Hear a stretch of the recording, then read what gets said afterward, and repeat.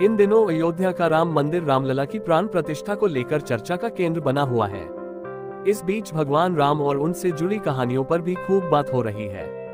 बात भगवान राम की हो और हनुमान जी का जिक्र न आए, ऐसा कैसे हो सकता है।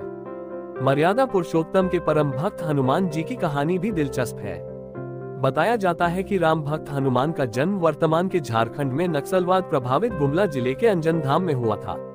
ये धाम गुमला जिले में मौजूद अंजन पर्वत पर है, जिसका संबंध सतयुग व रामायण काल से बताया जाता है। यहाँ पर आज भी भगवान हनुमान की बाल रूप की पूजा की जाती है। यहाँ हनुमान माँ के गोद में बैठे हुए नजर आते हैं। ये मंदिर आज भी प्राकृतिक गुफा स्वरूप में अंजन पर्वत पर मौजूद है। यहाँ होता है बाल हनुमान का पूजन। मंदिर के पुजारी पंडित लव कुमार दुबे बताते हैं कि भगवान हनुमान को भोलेनाथ का 11वां रुद्रावतार माना गया है।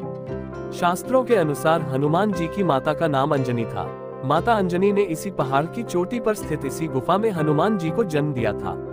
माता अंजनी के नाम से ही इस जगह का नाम आंजन धाम पड़ा था। लोग इसे आंजनेय के नाम से भी जानते हैं। पूरे भारत में महावीर जी का ये एक ऐसा मंदिर है जहां हनुमान की बाल रूप में उनके माता के साथ पूजा होती है। इसे देश का पहला ऐसा मंदिर माना जाता है जहां माता अंजनी की गोद में बाल हनुमान विराजमान है। मान्यता है कि हनुमान जी का यही जन्म हुआ था, इसलिए यहाँ के लोग खुद को उनका वंशज मानते हैं। इस मंदिर में अंजनी माता व हनुमान के अलावा भगवान राम, लक्ष्मण व सीता, राधा कृष्ण की प्रतिमा के साथ ही कई शिवलिंग भी स्थापित हैं। शिवलिंगों से भरा है पूरा इलाका। अंजना धाम के मुख्य पुजारी केदारनाथ पांडेय बताते हैं कि मां अंजना भगवान शिव की बड़ी भक्त थी। वो हर दिन भगवान शिव की पूजा अर्चना करती थी और उनकी पूजा करने की विधि भी विशेष थी।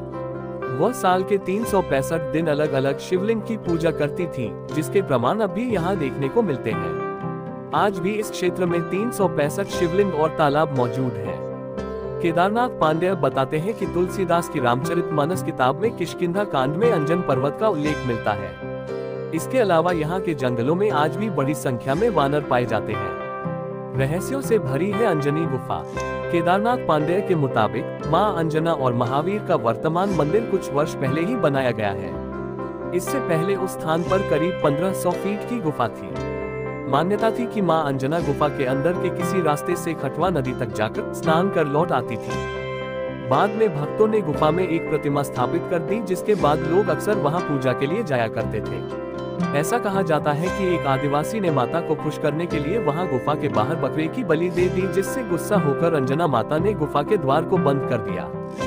बाद में संतों ने पहाड़ पर बड़ी सभा बुलाकर गुफा के बाहर मूर्ति बनाने का निर्णय किया। सर्प गुफा में नागदेव की होती है पूजा। अंजनी गुफा के ठीक नीचे एक और छोटी गुफा है जिसे सर्प गुफा कहा जाता है। इस गुफा के द्वार पर आज भी सर्प के दर्शन हो सकते हैं। ऐसी मान्यता है कि ये सर्प नागदेव है और इनके दर्शन के बिना अंजना धाम के दर्शन का पुण्य प्राप्त नहीं होता है।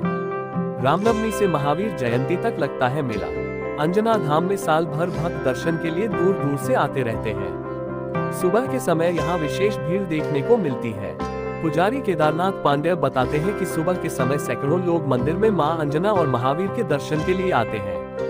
रामनवमी से लेकर महावीर जयंती तक यहाँ विशेष मेला लगता है, जिसमें झारखंड के अलावा दूर दूर से लाखों की संख्या में भक्त शामिल होते हैं। अंजना के पास है पंपा सरोवर। रामायण में पंपा सरोवर के बारे में काफी वर्णन मिलता है। आंजन से लगभग 35 किलोमीटर दूरी पर पालकोट है और पालकोट में ही पंपा सरोवर है। रामायण में वर्णन मिलता है कि पंपा सरोवर के बगल का पहाड़ ऋषिमुख पर्वत है, जहाँ पर हनुमान जी कपिराज सुग्रीव के मंत्री के रूप में रहते थे।